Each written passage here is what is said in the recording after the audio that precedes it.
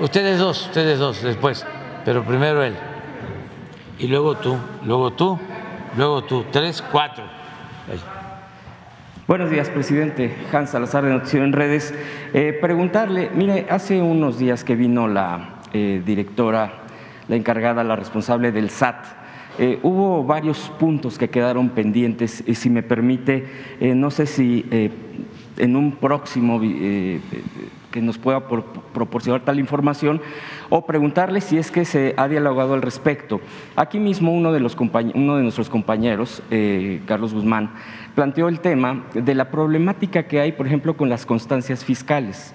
El tema para la población en general que necesita este tipo de requerimientos de documentos, e incluso para sacar una cita en el SAT se ha complicado muchísimo. El problema es que la gente ha tenido en varias ocasiones que hasta pagar coyotes para que le saquen citas, ya que hay algunos que incluso se dedican a eso.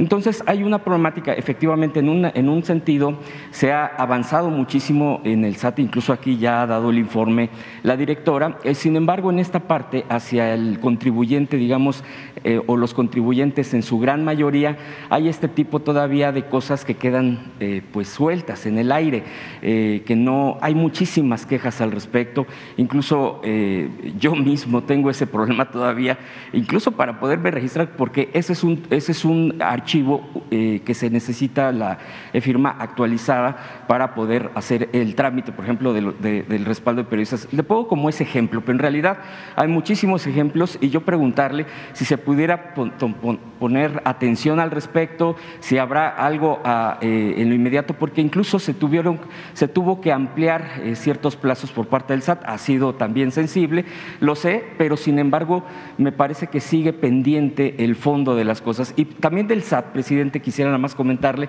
usted mismo en una mañanera aquí, a partir de un compañero de un cuestionamiento de grandes deudores fiscales, hablaba de periodistas, de artistas, de empresarios. Yo hice la solicitud, pero el SAT dice que esa información prácticamente no me la puede proporcionar. Yo aquí se lo comento porque es algo que yo solicité y sin embargo tengo la respuesta al respecto, solamente para comentarle y preguntarle qué opina al respecto. Mire, sobre el trámite le vamos a pedir a Raquel Buenrostro que nos informe. Acaba de estar y van muy bien. Sí. O sea, es una institución que está cumpliendo con su responsabilidad, le está ayudando mucho porque son eficientes, son honestos y nos garantizan los ingresos que necesitamos para financiar el desarrollo del país. Entonces vamos a pedirles que nos den una respuesta para simplificar estos trámites. Porque incluso se pudiera hacer en línea muchas de las cosas, presidente, que ya se venían haciendo. Yo entiendo que hay cambios en los procedimientos y nos los explicó aquí la propia directora Raquel. Nada más lo comento porque de verdad, y se nota, la gente nos escribe mucho, sí, a muchos de los presentes porque quiere cumplir y dice, yo sí estoy de acuerdo con cumplir. Sí. Hay una ola de interés incluso en el cumplir, aunque bueno, pues sabemos que también hay otros que se retienen. Yo digo, la pregunta sería, ¿por qué no tratar de cuidar a la gente en cuestión de sus procedimientos y que sepa que en este gobierno precisamente también se les está brindando esas facilidades para cumplir y tener más ingresos por ese lado? Bueno, le pedimos que nos informe y si se considera importante para informarle a la gente, que venga. La segunda pregunta fue sobre también el SAT, y yo hice la petición a través de Transparencia, pero el SAT me respondió que no me puede dar esa información. Sí. Entonces, nada más para… La verdad es que ha sido muy ejemplar la actitud de los contribuyentes. Han entendido, sin terrorismo fiscal, de que son otros tiempos y que todos debemos de contribuir. Y no hay problemas mayores. Los que antes no pagaban y buscaban mecanismos legales para que les condonaran los impuestos, ya están pagando. Por eso está muy bien la recaudación. Y habían despachos que se hacían cargo de llevarles la contabilidad a famosos. Y los convocamos a los famosos para que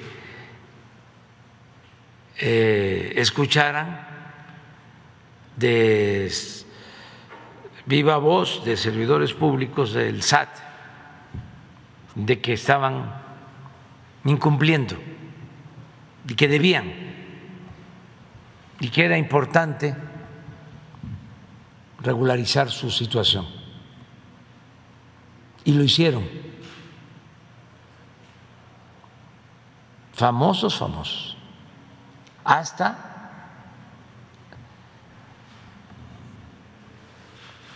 comunicadores.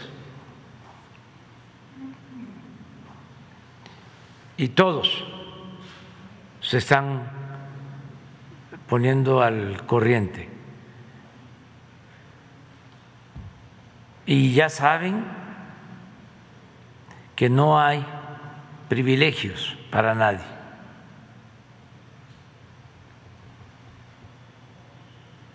No vamos a hacer lo que hicieron en otros gobiernos.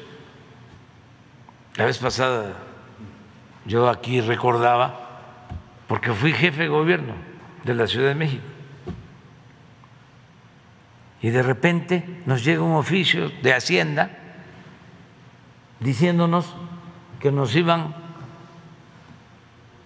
a hacer un descuento en las participaciones federales porque Hacienda le había devuelto impuestos a Jugos del Valle,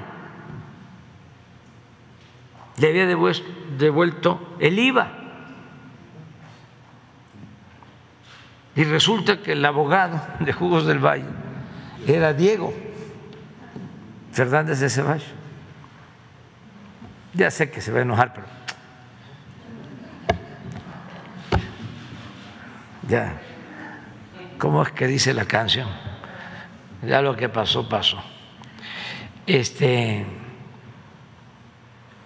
Y no sé, 12,000, 15,000 millones de pesos a todas las entidades federativas. Descuento, sin que se terminara el juicio, pero además se le devuelve el IVA a Jugos del Valle y se supone que ese IVA lo pagó el consumidor.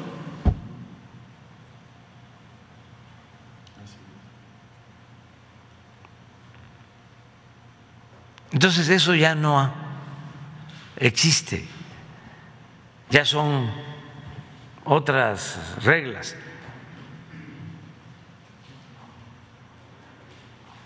Muy claras. ¿Cómo hicieron eso? Pues fue un acuerdo. No se habían terminado los juicios y sí se pudo, mediante un acuerdo administrativo, devolverle el impuesto. Yo pienso que sí pueden haber acuerdos administrativos siempre y cuando sea para que la hacienda pública recupere dinero, no para entregar dinero. Se ha intentado, por ejemplo, con Salinas Pliego, presidente, que se ha negado. Hay arreglos en puerta y yo espero que se llegue a un buen entendimiento. Ya hay juicios de la Suprema Corte en donde tienen que pagar una cantidad. Y hay otros procesos también. Y se está buscando un acuerdo. Y hay entendimiento, o sea, hay diálogo, pero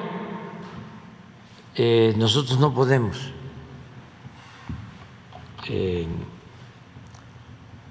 condonar impuestos a nadie, ni dar trato preferencial a nadie. Y esto lo entienden todos, incluso Salinas, Pliego, Ricardo.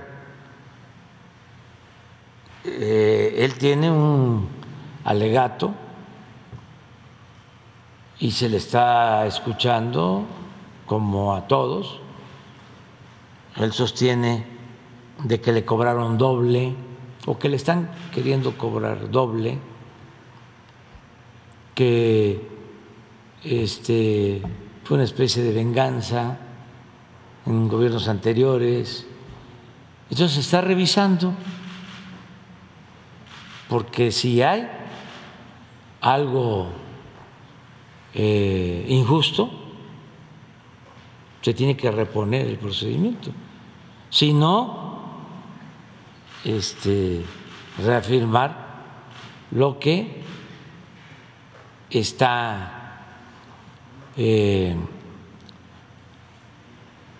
demandando el SAT, que se pague, pero está abierta la negociación. Ok, muchas gracias, presidente. ¿Sería entonces una próxima presentación de Sí. la directora del Sí, SAT? para el procedimiento Para la gente, para Sí. ver si se pudiera facilitar, digo, para la mayoría de los contribuyentes que quieren estar Sí, al corriente. sí. El segundo punto, presidente, mi segundo planteamiento. Es muy importante lo que planteas, porque no debe verse al contribuyente como un delincuente en potencia. Hay que partir de la confianza. Y la gente lo está entendiendo, de veras. Antes, como legalmente podían evadir el impuesto, legalmente existía la condonación de impuestos. Sí. Como estaba establecido, o mejor dicho, se omitía el que la corrupción no era delito grave. Entonces, pues podían actuar los abogados, los fiscalistas y evadir las contribuciones. Ahora no, pero no es nada más lo coercitivo, es que la gente se da cuenta de que no se está permitiendo la corrupción y que sus impuestos, o mejor dicho, sus contribuciones, ayudan al desarrollo del país, que eso es lo que nos conviene a todos. Si se tienen ingresos suficientes, hay presupuesto para la salud, para la educación, para garantizar la seguridad, y la gente está respondiendo y hay que agradecerlo. Entonces, darles facilidades, porque hay veces que, como lo planteas, quieren pagar, pero son tantos los trámites, tan engorrosos,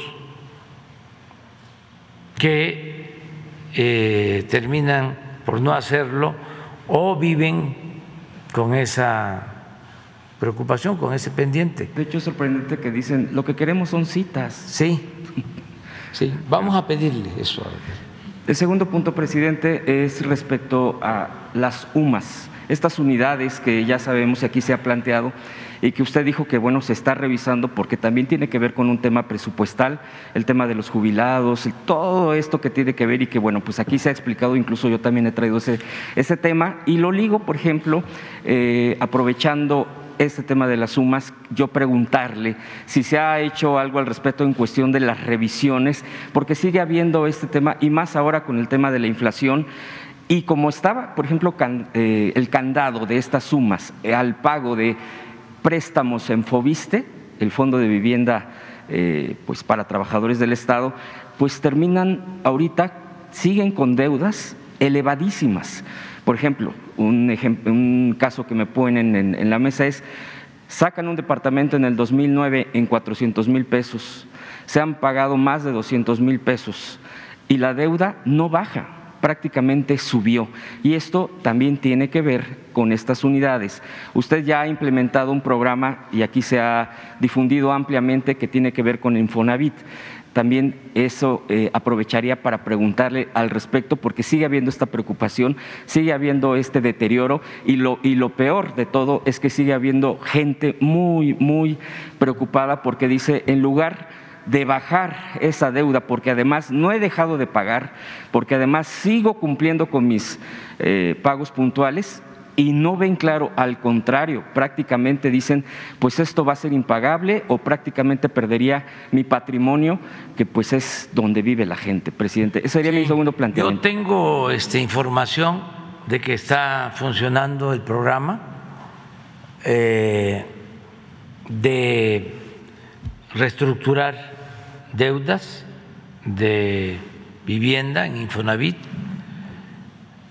de hacer quitas a los créditos para entregar escritura. Una vez que se ha pagado una cantidad, ya se condona o se quita el faltante y se entrega la escritura, pero vamos a revisarlo porque sí me importa mucho el que sepamos cómo va el programa en Infonavit, en Foviste, que vengan aquí los directores. Hay varios casos que a la gente le dicen, es que este caso no entra y sigue siendo ese problema. Sí, vamos a que nos informen. Que pudiéramos traer o exponerle para que ellos vayan revisando por qué ese tipo de cosas no entran. Sí, ¿por qué no nos ayudas haciendo un escrito o una nota de qué es lo que le preocupa a la gente y por qué siente que paga y paga y no va a terminar nunca de pagar? O sea, que se explique para que nos den respuesta, porque sí necesitamos tener respuesta. El caso de las UMAS, yo nada más recuerdo que ya resolvió la Suprema Corte, ya es un asunto de tipo legal y nosotros lo que estamos haciendo a partir de que se mantienen las UMAS, porque había la demanda de que desapareciera y que todo fuese medido con el salario mínimo. Pero ¿qué sucedía cuando todo estaba vinculado al salario mínimo? Caso de pensiones y demás, no subían el salario mínimo.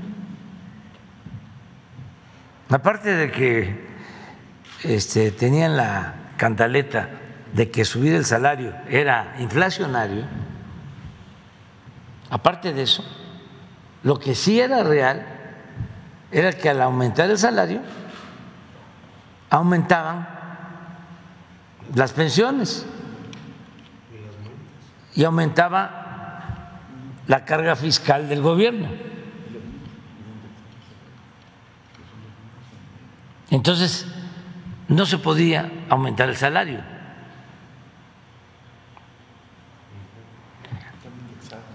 Nosotros estamos aumentando el salario, lo vamos a seguir aumentando. ¿Y cómo compensamos al pensionado? ¿Sí? De dos maneras. Conseguimos un acuerdo para reformar la ley de Zedillo en materia de seguridad, en donde las pensiones se devalúan tanto que cuando un trabajador se jubila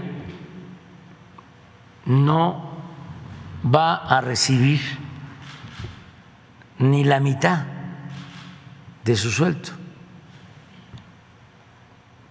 porque esa fue la fórmula. Entonces se acordó con el sector empresarial y ellos actuaron de manera responsable, aumentar la cuota patronal. Al mismo tiempo, en la modificación legal se redujo el cobro de comisiones en el manejo de las afores para que el trabajador ahorrara más. Eso se llevó a cabo para que al momento de la jubilación, cuando menos el trabajador reciba su salario que tenía cuando estaba en activo. Esa fue una manera. Y la otra forma es que decidimos aumentar al doble la pensión universal para los adultos mayores. Ahí, sean trabajadores o no, a finales del gobierno, ya para el 2024, ya va a ser el doble la pensión a los adultos mayores. Es una forma de compensar. Pero eso es por lo que tiene que ver con las UMAS, básicamente.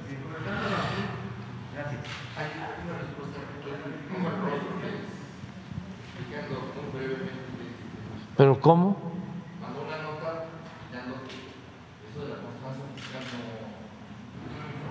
Pero que venga mejor, sirve. Que no la están pidiendo.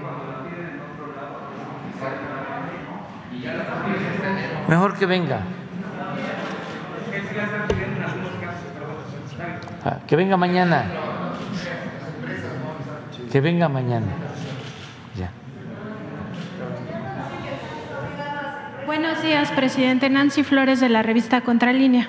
Presidente, bueno, aprovechando que está aquí el licenciado Pablo Gómez, preguntar sobre los expresidentes.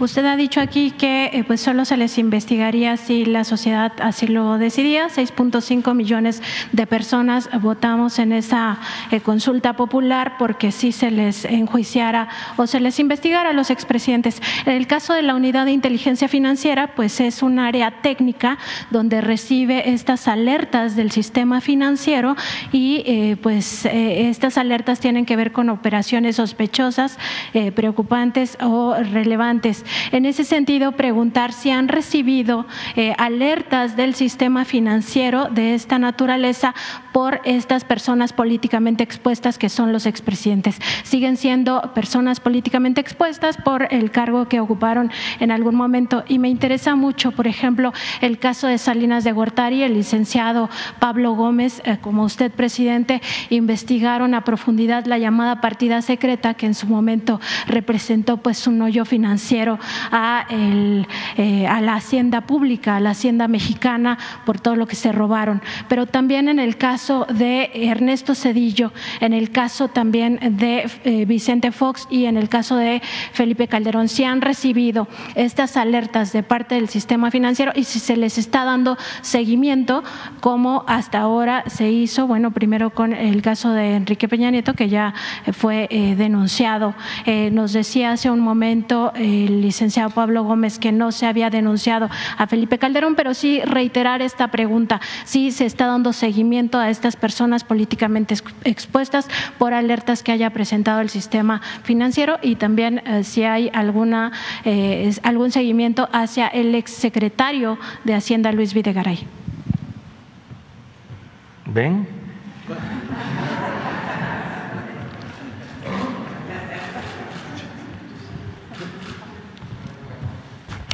A ver, una cosa que hay que aclarar, que ya lo ha dicho el presidente.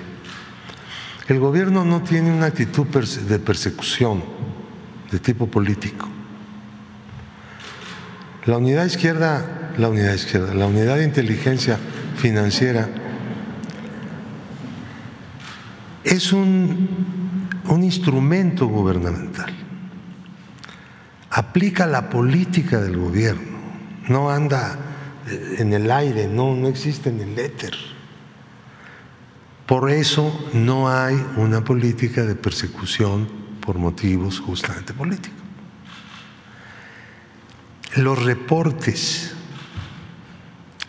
que el Sistema Financiero Nacional le da a la Unidad de Inteligencia Financiera en relación con las personas expuestas políticamente son de todos los días y de a todas horas, porque hay un catálogo de actividades que el banco inmediatamente lo capta y lo reporta, está obligado por la ley. Entonces, ¿cómo lo analiza la unidad de inteligencia financiera? Lo analiza en un determinado contexto dentro del cual se ha dado. Naturalmente, si el asunto llama la atención poderosamente, si está vinculado con otros reportes o avisos. Reporte se llama cuando viene de los bancos y del sistema financiero. Aviso se llama cuando son de las actividades vulnerables. Compra de apuestas, cosas, apuestas, todo, ¿no? Ahí es donde el dinero se anda lavando, ¿no? Esos son los avisos. Entonces, se relacionan las cosas y se llega a determinada conclusión, pero dentro de una idea de que los motivos políticos no pueden tener ningún peso en la valoración del riesgo de las personas expuestas políticamente. Tienen que ser los hechos, el análisis de los hechos mismos. Ahora, muchas veces no se llega a la presentación de una denuncia si no se tienen elementos. No quiere decir que no haya elementos en absoluto, sino que no son tan importantes, tan contundentes, y por lo tanto no debe el gobierno presentar una denuncia por operaciones con recursos de procedencia ilícita y mantener, ahí no se cierra absolutamente nada, nunca, porque el monitoreo del dinero y de estas compras de actividades vulnerables es una cosa permanente. No empezamos en un momento dado a recibir avisos o reportes, no, eso se hace solo, opera solo. Hay una ley que dice que tiene que ser así. Entonces, cuando las personas obligadas, sean físicas o morales, no lo hacen, pues nosotros ponemos una queja y la Comisión Nacional Bancaria les llama la atención, les dice, oye, no estás cumpliendo, ¿no? tiene que entrar. Y tenemos millones de datos diarios. No estoy exagerando. Ahora, hay una serie de otras cosas que no se refieren a personas expuestas políticamente, que se refieren a cualquier ciudadano, el que sea, pero que realiza una serie de operaciones infrecuentes, sospechosas, inexplicables, etcétera, ¿no? Cosas que no están de conformidad con su perfil transaccional. Los bancos están obligados a dar la comunicación. Ahora, el análisis, el análisis no es exclusivamente de sumar y restar, una cosa eminentemente técnica, lo haría una computadora y se acabó la historia, ¿no? Hay que ubicar en un determinado contexto al sujeto que ha sido reportado. Y hay también informaciones que le llaman los especialistas en todo el mundo de estas cosas de fuentes abiertas. Nosotros clasificamos informaciones de fuentes abiertas, pero no solo nosotros, también los bancos, para realizar un reporte, lo vinculan con la información que tienen del sujeto, de su cliente, no solamente de lo que hace en el banco, sino lo que se capta en fuentes abiertas, en internet, la prensa, no sé qué, el mundo de los negocios, todo lo incorporan y nos lo dan ya incorporado incluso muchísimas veces. Claro, nosotros hacemos en relación con eso nuestro propio trabajo, ¿no?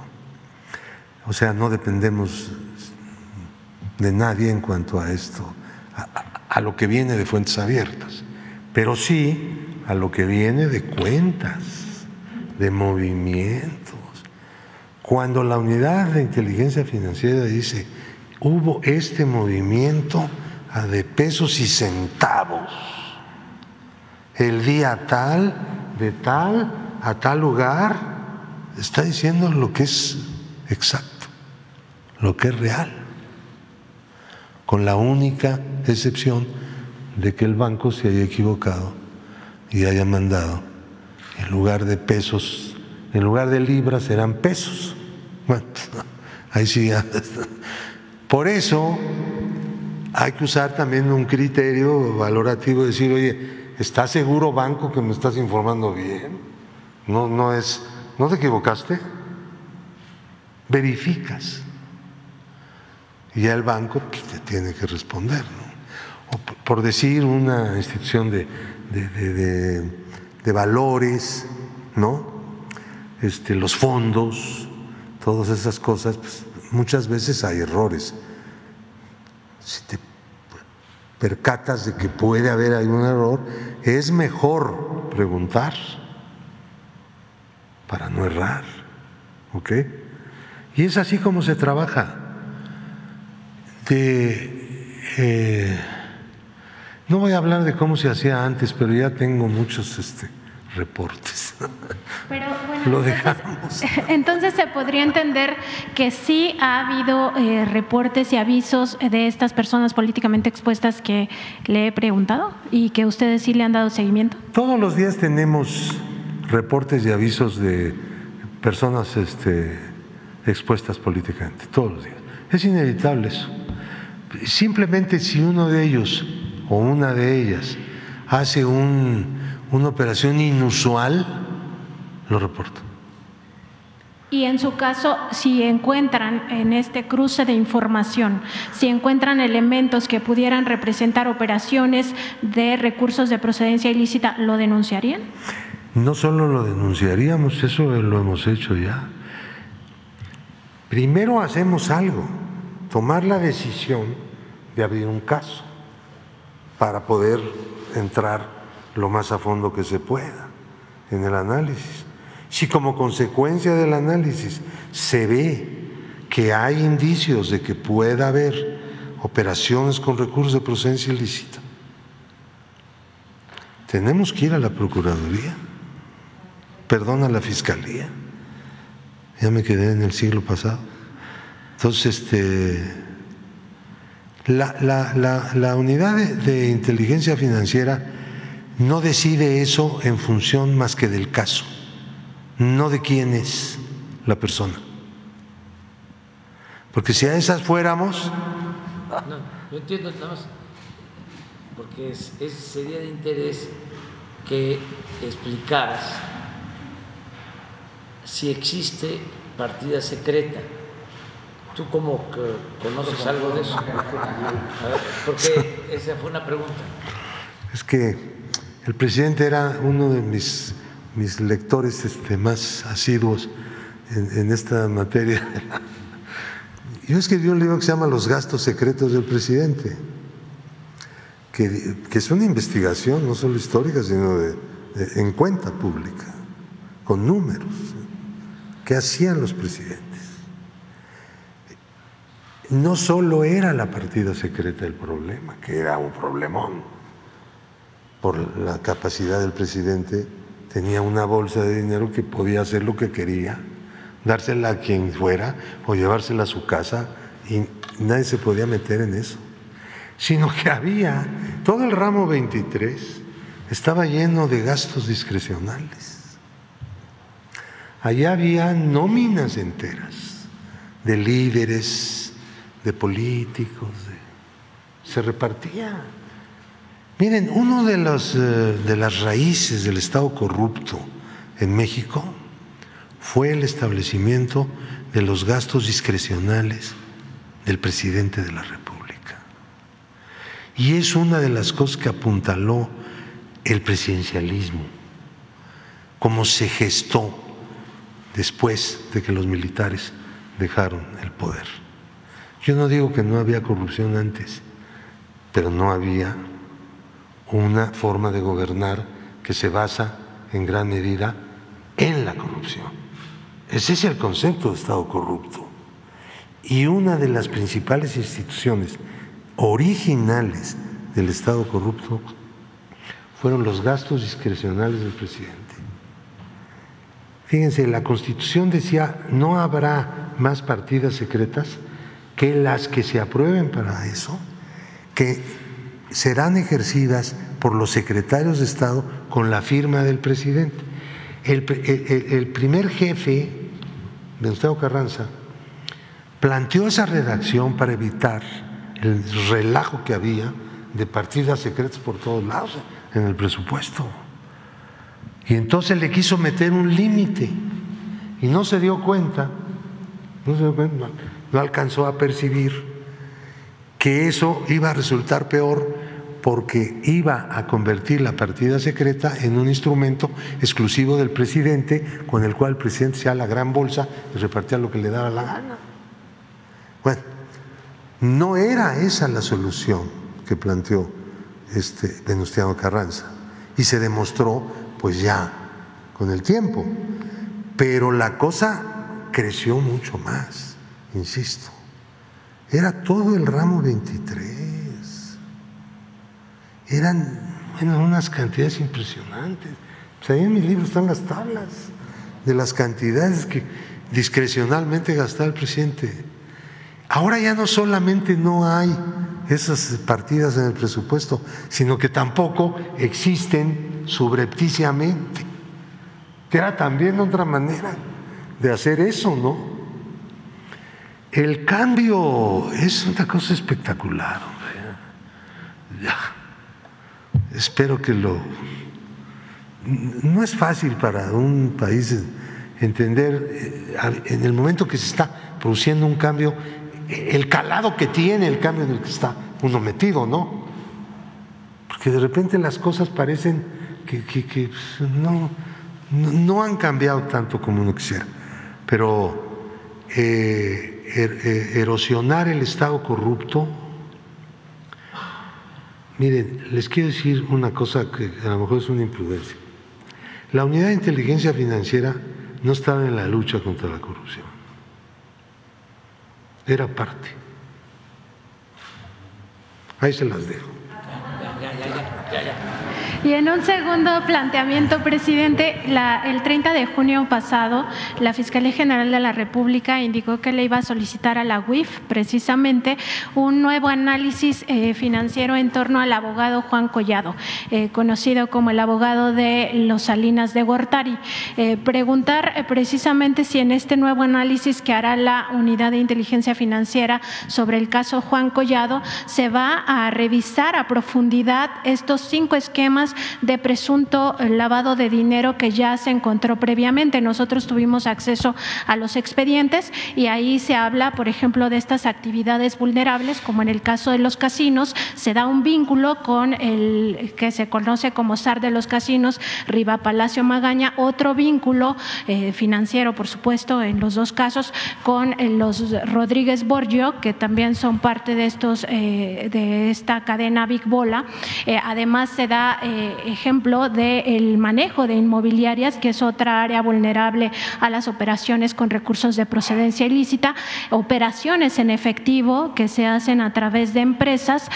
También está el tema de las transferencias de divisas a paraísos fiscales, específicamente el caso de Andorra, más allá de lo que ocurrió con Caja Libertad, que es por el tema en el que está. Ahora, un juez determinó que ya no se daría seguimiento a una de las causas, que es la de fraude, quedan otras 2, por eso no sale el abogado, pero preguntar si se va a indagar mucho más a través de la Unidad de Inteligencia Financiera sobre estos temas, que además conectan financieramente con, por ejemplo, Roberto Madrazo, político priista, también con César Duarte, que ya está siendo juzgado con una de las empresas que tiene relación con Juan Collado, y con el general León Trawitz, que está acusado de huachicol, de presuntamente hacer robo de combustible en contra de Petróleos Mexicanos desde su cargo que ostentó en el sexenio pasado. Miren, lo explicó ya Pablo, hay una relación estrecha entre la Unidad de Inteligencia Financiera y la Fiscalía, y hay cooperación permanente. Todo lo que solicite la Fiscalía se investiga y se le envía a esta institución, que es autónoma y que es la encargada de hacer las investigaciones para los procesos judiciales. Todo. Que sea de dominio público. ¿Sí?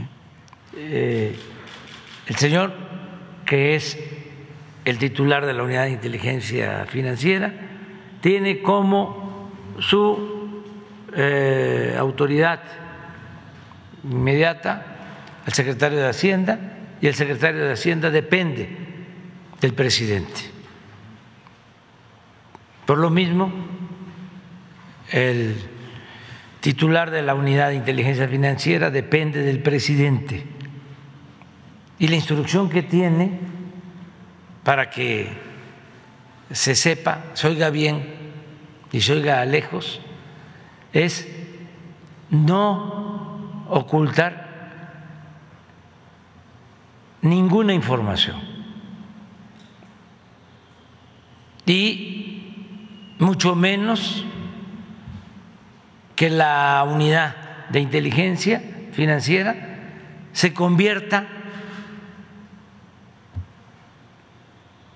en una simulación para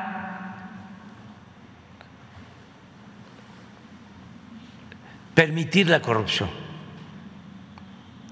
como muchas instituciones que crearon, nada más para simular que se iba a combatir la corrupción, de que ya no iba a haber impunidad, y con eso tapaban todo. Eso ya no existe. Él tiene que entregar toda la información a la Fiscalía, y la Fiscalía lo mismo, es un órgano autónomo que respetamos, pero tiene que actuar con rectitud y que que no se permita la corrupción ni la impunidad. Y el Poder Judicial, lo mismo, lo que hemos hablado, de jueces, de magistrados, de ministros. Y sostengo, le tengo confianza al fiscal y le tengo confianza al presidente de la Corte en este importantísimo asunto. No podríamos salir adelante si no desterramos la corrupción. Ese era el principal problema de México.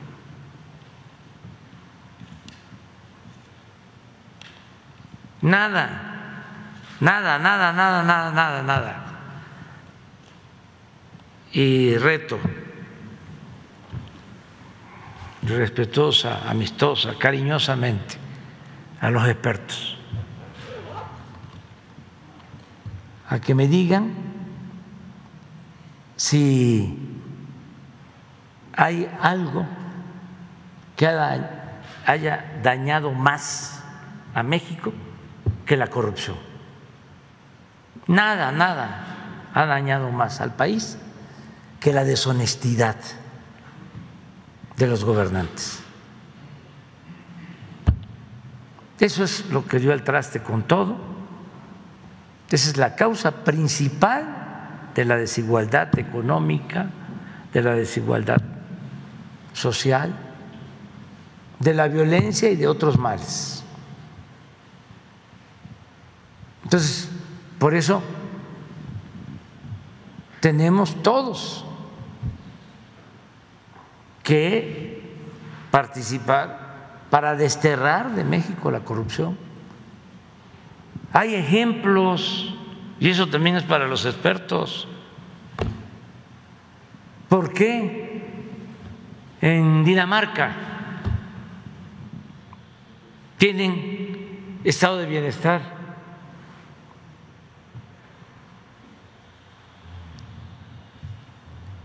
¿Por qué en Dinamarca no hay violencia? Porque no hay corrupción.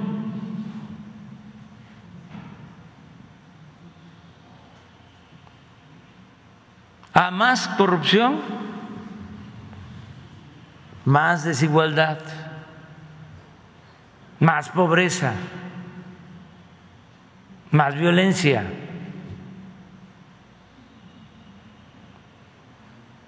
Los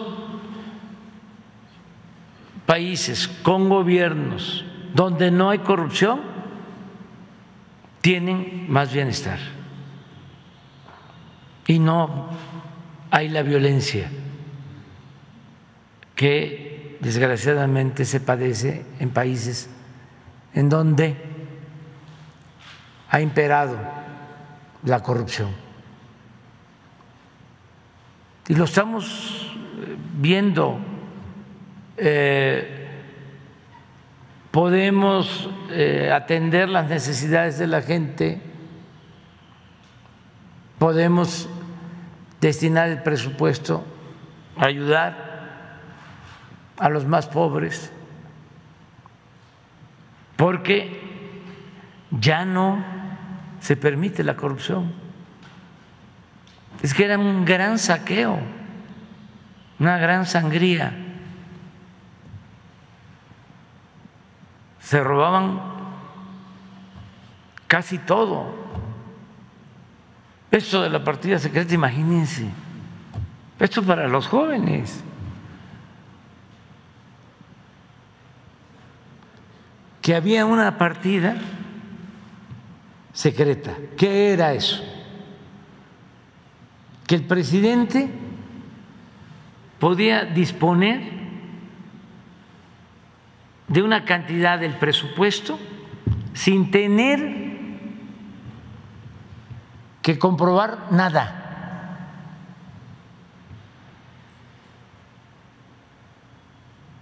Solicitaba el dinero y como lo plantea Pablo, podía entregar ese dinero a particulares, a dirigentes políticos, a dirigentes sindicales, cooptar opositores o quedarse él o su familia. Y a la hora de probar esos gastos no tenía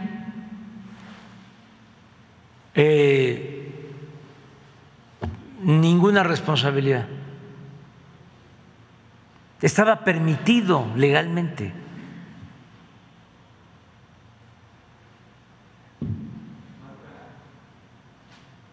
Muchísimo dinero. Hay unas tablas que tiene el libro de Pablo, lo recomendamos. ¿Cómo se llama tu libro? Los gastos secretos del presidente. Los gastos secretos del presidente. Fue Grijalbo, ¿no? Editorial Grijalbo.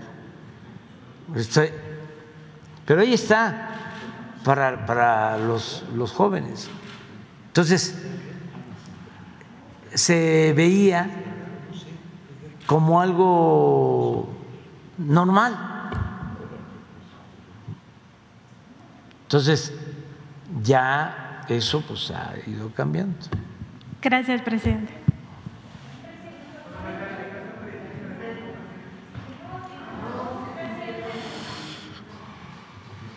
Ya, nos vamos. Buenos días, presidente. Beatriz Contreras Castillo, de la revista Polemón. El día de ayer, en el gobierno de Francia, ya se buscó nacionalizar la energía eléctrica. Le queríamos preguntar qué piensa de que muchos opositores aquí estuvieron haciendo críticas cuando fue lo de la reforma eléctrica, y pues allá, que muchas veces reconocen cómo se llevan los procesos de gobierno en Europa y sobre todo en Francia, no han pues dicho nada respecto a esto. ¿Y qué piensa de la medida que tomó el gobierno de Macron? Pues es que están cambiando las cosas en el mundo, y si no se revisan los modelos económicos, los procedimientos administrativos, las formas de gobernar, no se va a poder salir adelante frente a la crisis mundial, porque se está padeciendo mucho, sobre todo en Europa, por inflación y por escasez de alimentos y de energéticos. Todo esto por la guerra de Rusia y Ucrania, y hay que tomar decisiones. La verdad es que la pandemia y la misma guerra de Rusia y Ucrania lo que hicieron fue, con una secuela de mucho dolor, exacerbar la crisis que ya venía del modelo neoliberal.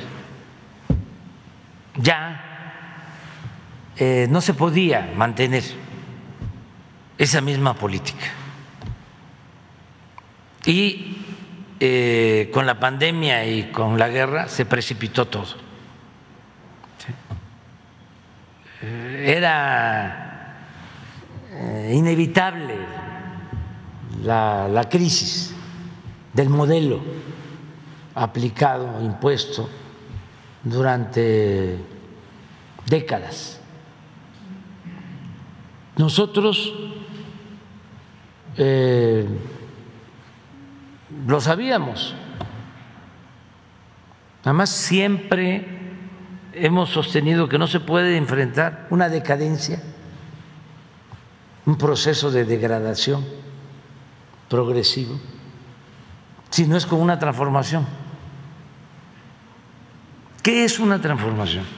Es tomar medidas atrevidas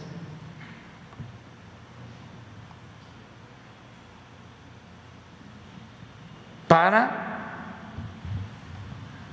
enfrentar crisis y contar con el apoyo del pueblo.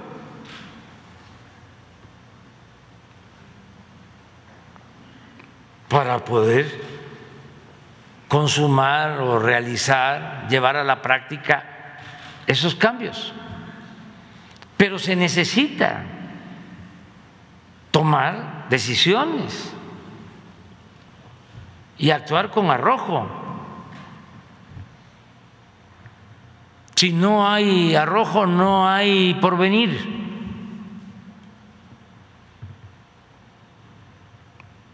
O sea, las circunstancias no están para gobiernos indecisos, blandengues. La indecisión en épocas de crisis es funesta. Entonces hay que tomar decisiones. Ayer hablábamos de eso. Todo lo que hicieron los franceses es correcto. Nosotros desde el principio dijimos, hay que prepararnos porque si continúa la pérdida de producción de petróleo, vamos a tener una crisis tremenda. Entonces, desde que llegamos a invertir en exploración, tuvimos suerte, encontramos campos con bastante petróleo y se invirtió para extraer petróleo, porque al mismo tiempo, como parte de la crisis que heredamos, está decayendo toda la producción del gran campo petrolero de Cantarell. Cada vez ese campo, ese yacimiento fue de los más grandes del mundo, llegó a aportar, se extraían un poco más de 2 millones de barriles diarios. Y ahora debe de estar como en 300,000 barriles diarios. O sea, ha perdido 90% casi. Entonces, ¿cómo se repone eso? Entonces, actuamos a tiempo. Lo mismo las refinerías, que ya las habían dejado abandonadas y se estaban convirtiendo en chatarra. Desde que llegamos a invertir, llevamos como 40,000 millones de pesos invertidos en reparación de equipos y por eso aumentamos la capacidad productiva de las refinerías y tomamos la decisión de iniciar la construcción de la nueva refinería. Todavía no llegábamos al gobierno, era yo presidente electo y andábamos buscando los terrenos con el gobierno de Tabasco para empezar. Y por eso se compró también en una oportunidad y son de esas cosas que pues pasan, ¿no? Pero habían 10 refinerías en venta, pero baratísimas. No estaba en venta la Deer Park, esto cuando la pandemia, porque todos pensaban, ya vienen los carros eléctricos. Ya se acabó la era del petróleo, de los combustibles fósiles. Y no, todos quisiéramos pues que ya no se usara el petróleo, pero va a llevar tiempo. En Estados Unidos, en donde más autos eléctricos hay, es en California y en especial en San Francisco. Pero estamos hablando de apenas un 15, un 20% de todo el parque vehicular, que es enorme. Entonces, se va a seguir necesitando gasolinas y diésel. Lo mismo en el caso de la industria eléctrica. El propósito era arruinar por completo la Comisión Federal de Electricidad. Si actuaron con mucha irresponsabilidad los gobernantes neoliberales y llegamos a levantar, a rescatar la Comisión Federal de Electricidad, y con muchísimos obstáculos de jueces, de estos organismos autónomos que crearon para proteger intereses particulares. El monopolio de la electricidad lo tenía y todavía tiene mucha influencia Iberdrola, que está siendo denunciada hasta en España, que antes era intocable. Por eso lo que hizo el gobierno francés es una buena medida. Eso se hizo aquí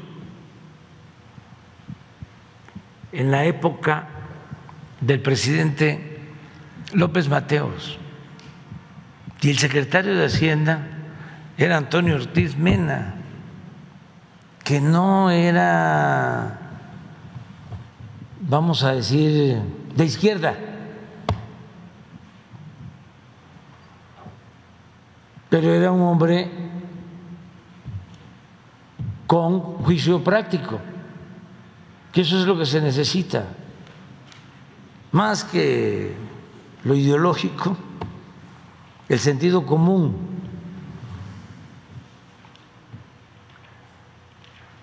Con él, que no era economista, que estuvo 2 sexenios como secretario de Hacienda, la economía de México creció a una tasa promedio anual del 6%.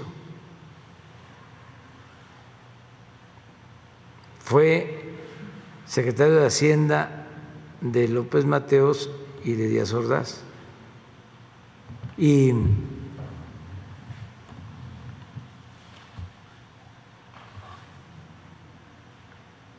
¿por qué nacionalizó la industria eléctrica? Ya existía la Comisión Federal de Electricidad. Esa empresa la creó el general Cárdenas, pero fueron dándose concesiones posteriormente para empresas particulares que generaban energía eléctrica. Entonces, tanto el presidente como el secretario de Hacienda llegaron a la conclusión de que no se iba a poder electrificar al país. Un poco lo que nos sucede con lo del Internet. Donde hay Internet, donde hay negocio, donde hay consumidores con capacidad para pagar el servicio. En las ciudades, en los pueblos pobres no hay hay cabeceras municipales. En Guerrero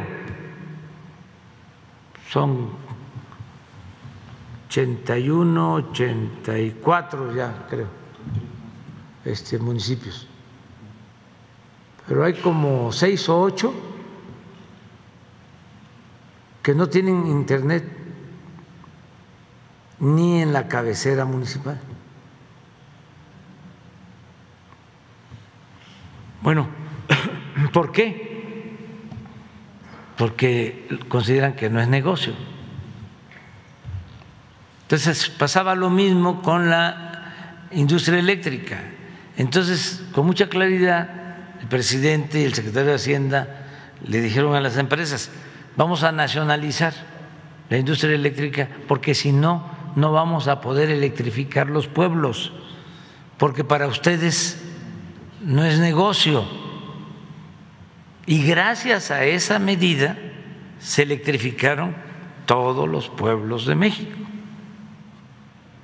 hasta los pueblos más apartados. Faltan algunos, pero todo el país está electrificado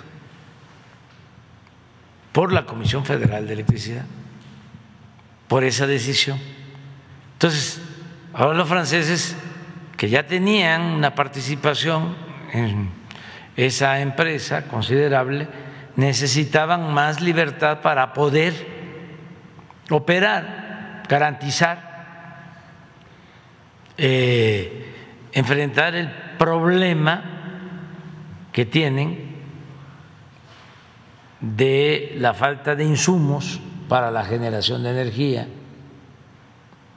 por la guerra de Rusia con Ucrania. Entonces, muy buena decisión. No se trata de que el Estado asfixie la iniciativa de la sociedad civil, no. Tiene que haber una participación conjunta del sector público, sector privado, del sector social, pero sí en cuestiones estratégicas el Estado tiene que ejercer la rectoría. Y eso es lo que ya no se aplicaba o estaba satanizado durante el periodo neoliberal. Todo era dejar que el mercado, lo particular, las empresas, se ocuparan de todo, del abasto de la electricidad, del abasto de la gasolina, bueno, de la salud, de la educación, de las cárceles, del alumbrado público, de la recolección de basura, de las guarderías. ¿Por qué fue la desgracia lamentable de la guardería ABC? Porque estaba privatizada. El Seguro Social, que tenía la responsabilidad de administrar, de manejar las guarderías, las subrogó.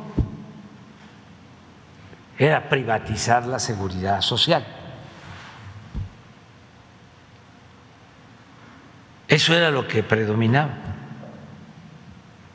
Y claro, no puede el Estado abarcarlo todo, pero sí hay cuestiones que son fundamentales, estratégicas, porque está de por medio el interés público.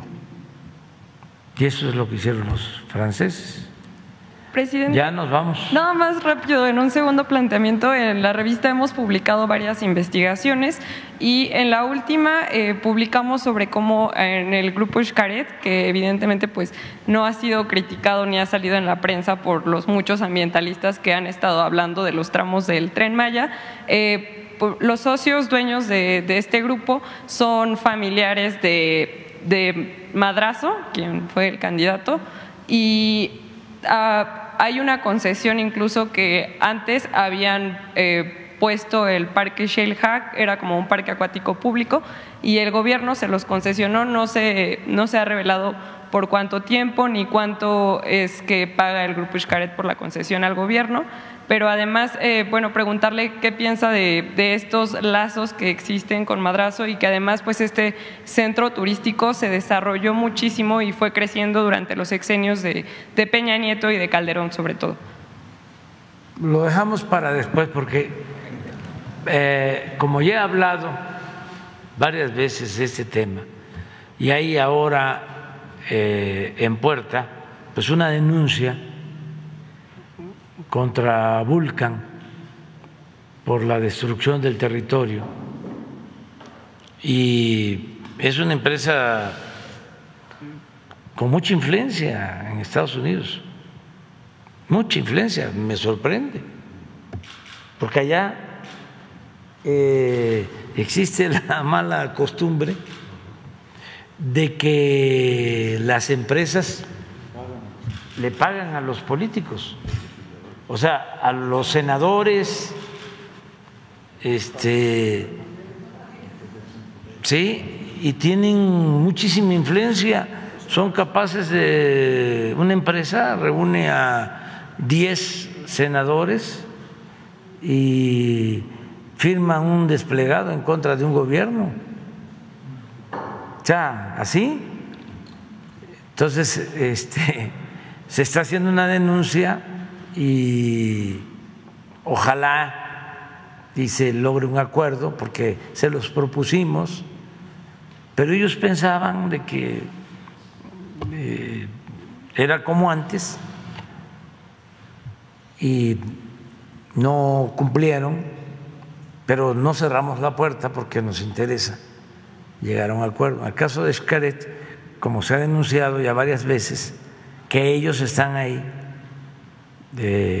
detrás de estos pseudoambientalistas y están dañando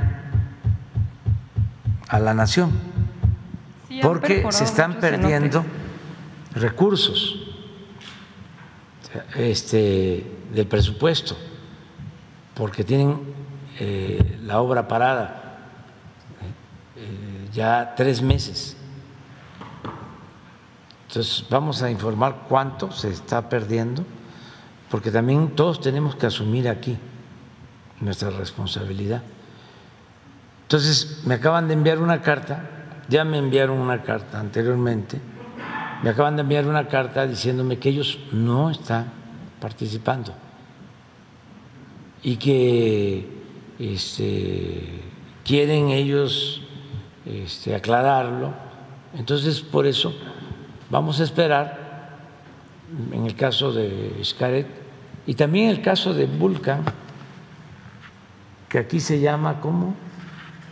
Calica, sí, sí, para buscar el acuerdo, porque se trata ya de daños a la hacienda pública, ¿sí? Considerables, daños al presupuesto, al dinero del pueblo.